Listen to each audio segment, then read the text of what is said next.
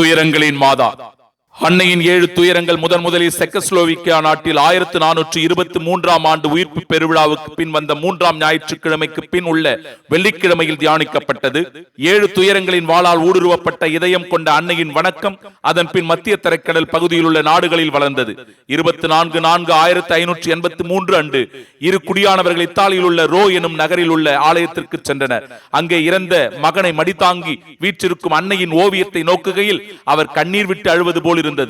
இப்போது தாயின் கண்களில் இரத்த கண்ணீர் வடிய அவர்களோடு இணைந்து மக்களும் கண்டனர். ரத்தம் பரிசோதிக்கப்பட்டது. உண்மையான குருதி என்பது புலனாயிற்று. அன்னையின் வணக்கம் பிற நாடுகளிலும் பரவலாயிற்று.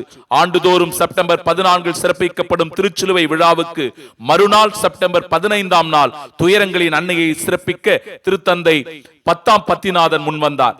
அவர் ஆரம்பித்தபடியே 1913ஆம் ஆண்டு முதல் ஒவ்வொரு ஆண்டும் செப்டம்பர் 15ஆம் நாள் இன்றளவும் துயரங்களின் தாயாக, வியாகுல அன்னையாக உலகெங்கும் மாதா சிறப்பிக்கப்படுகிறார். இயேசுவுக்கே புகழ், இயேசுவுக்கே நன்றி, மரியே வாழ்க.